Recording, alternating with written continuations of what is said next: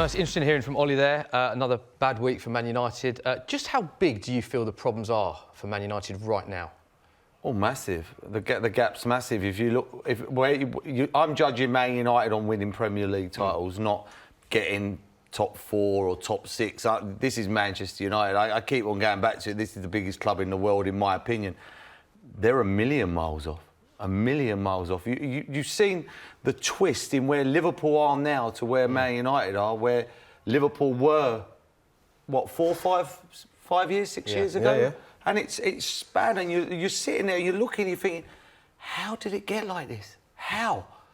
You know, Liverpool have rebuilt a team, a special team as well, and Man United have gone the other way, and I don't know what's happened. I really don't. It's mind-blowing. It's scary. You're watching them play yesterday, and it's, you know, you're looking, you're thinking that it's not like an old Man United team. I don't want to go back to, as Ollie said, the 90s. You know, that was an unbelievable football team. But you'd expect Newcastle to be hanging on, the goalie to have one of them special games. That wasn't the case at all. They had a little spell in the game, and that was about it. Jamie, it's interesting hearing from Ole Gunnar Solskjaer there. Sorry to the fans, and he's saying that top 6, never mind top 4, looks like it'll be hard. Can you see them turning it around, finishing in the, let's say, top 6? No, not at all for you. No, for me, they're miles off it. For me, they look like a team that are playing with no manager. There's no philosophy. There's no direction. There's no ideas. You know, they're playing football, they're out there. It's like a bunch of individuals that are just turning up on a Saturday and playing a game. They're miles off it. And, look, Ole, I feel sorry for Ole to a certain degree because he can only do what he's got in front of him. Yeah. You know, and I look at their players and I look when every time the team sheet comes out and I look at it and think, is that really Man United? In terms of the players and the ability they've got? Yeah, the players on the team sheet. I'm looking at it thinking, is this really the best of Man United, what they've got?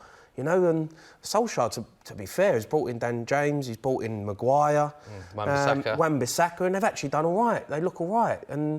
But they're miles away in terms of what they're doing as a team and as a club.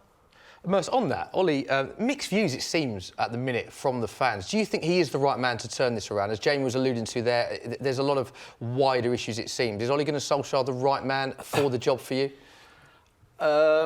I'm with Jamie. I feel a bit sorry for him. I think he's in at the wrong time. I said earlier, you can't sell goals.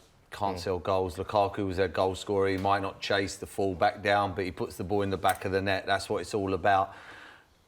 Who takes this job? This was a lifetime job. This was like you manage England, you manage Man United. Yeah. They're the two. I'm looking there now, and I wouldn't. And I don't want this to sound. But I wouldn't see a queue round the block. I don't, because they're a million miles off. A million miles off. So if you're coming in, you're thinking, right, where am I taking this team? This is a 600, 700, 8, probably £1 billion, well, 100 million or whatever. What would it be? To get them going when out? 900 I think they need million, 5 or 6 800 players. million. You think 5 or 6 players? 800 million. I would say 7. I would think a manager like Allegri who come in next summer, someone like that.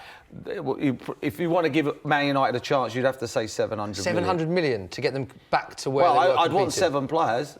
And in this day and age, you know, you ain't buying anybody for less than £70 million if you want a top draw player. The only issue I've got with Ole is I think it's tough for him. It's tough for him at the minute, but we all understood what he was trying to do. He wanted to get some young players in and bring them through and make the fans excited.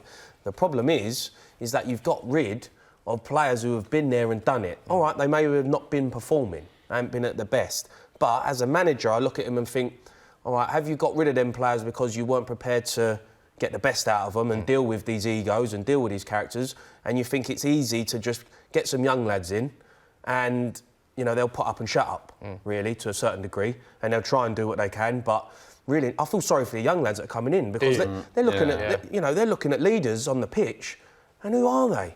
You know, Fred, you know, Pogba, he's not been a leader for them. So you've got Dan James coming in, you know, McTominay coming in, gives everything.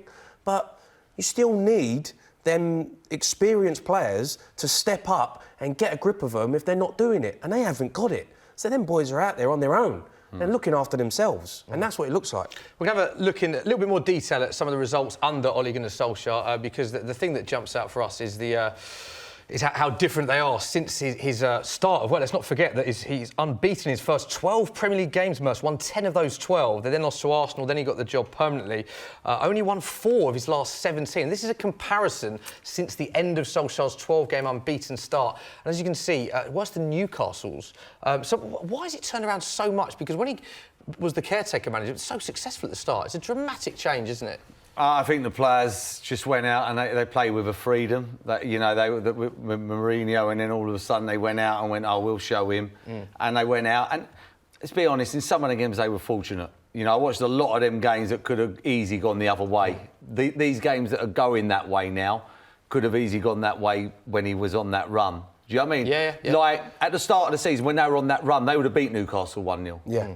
But now they're losing to Newcastle 1-0, and it was thin lines.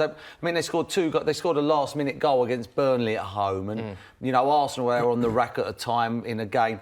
So I think they got a little bit carried away straight away, giving him the job, in my opinion. You know, in my opinion, but I do feel sorry for him. When you're an inexperienced manager, it's hard. You know, I was manager at Walsall, not even. I mean, this man's the manager of the biggest club in the world. Yeah. I was manager at Walsall, and when you get on a run, you just don't see where you're going to get another win. Yeah. You don't. It's horrible. And you only get that with experience. And these, like Roy Hodgson's, you know, he goes to Palace and he's cool and he's had it, he's been there, and he just goes with it and they get out of trouble. He'll be scratching his head, he'll be panicking every game. He won't be looking forward to Saturdays. Jamie, we can see on screen now the results this season, and of course this is in all competitions. Looking at all those results as a collective, was Newcastle the result on the weekend, was that the biggest low point, do you think? I think, yeah, because of what they're coming off the back of as well, you know, with the Alkmaar result, poor performances, West Ham getting beat. You know, really, I mean, look, Chelsea, first day of the season, were good.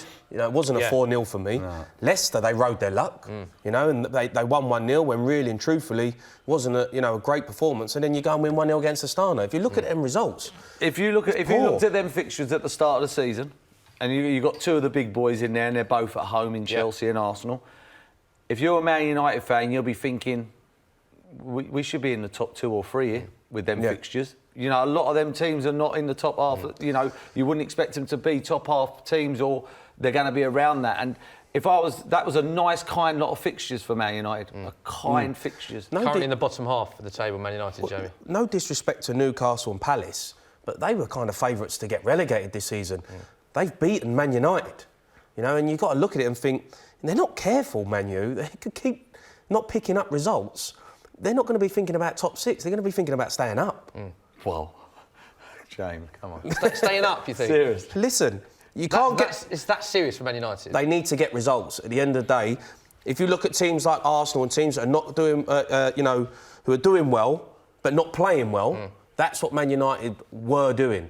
They were getting results. The problem they've got now is they're not playing well and they're getting beat. There's a difference. That's when all of a sudden you're in trouble. Yeah, we can see the table to the corner of us, 12th in the league currently. You alluded to it earlier, Paul, about never selling strikers, never sell goals. 16 goals in the last 17 matches. You said it was obviously a mistake, Lukaku going and not replacing him. Lots been said about Marcus Rashford, only 21 years of age, should I say. In the game against Newcastle, Rashford had no shots and just 1 touch in the opposition box. Now, do you look at that and think he's not doing enough, or are we being a bit harsh because maybe he's not getting the service? He's not a centre-forward. He's not a natural centre-forward. If I played with Ian Wright and I played with Alan Shearer of England and people like that, if you won 3 or 4-0 and they never scored, they'd be happy for the team, but they'd be devastated they didn't score. Rashford could be in a team that win 9-0, and if he never scored, he wouldn't. He hasn't got that. You wouldn't instinct. think he wouldn't. No, he'd be pleased for the team, and that'd be it. You need goal scorers. He's not a goal scorer. He's not a natural goal scorer. You know, like a Gary Lineker or Alan Shearer's and your Ian Wrights and people like that.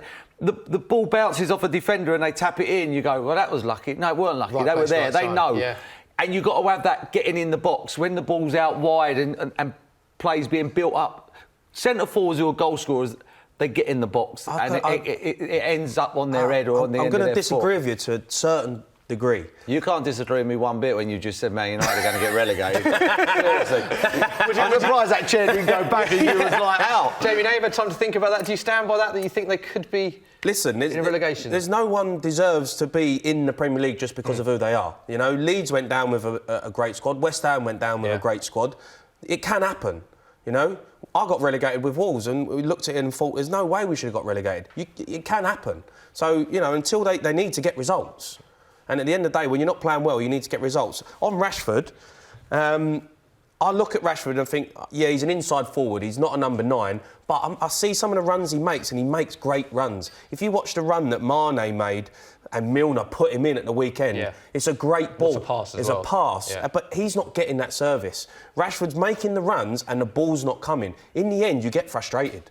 Because you're looking at it thinking, I'm making all these runs off the ball and there's not a player in midfield that's actually putting me in. It's all sideways, He's still not got backwards. a lot of goals. No. Not a lot. How many goals in open play? Not a lot in open play. Not a lot. I mean, penalties, you know, no, I don't... I know you're only as good as the people who provide you. I know that, you know what I mean? You could be the best player in the world, and if you ain't getting the service, you ain't scoring goals, because you can't pick the ball off of the goalie and beat 10 players, you know what I mean? It's not Pele and escape to victory here. But this is like... This is... Well, it's true, though. But I just don't see him as a natural goal scorer. Yeah. He wants to provide. Lukaku had no interest. Lukaku, get the ball, lay it off, I'm in the box. Yeah. I just want to score goals.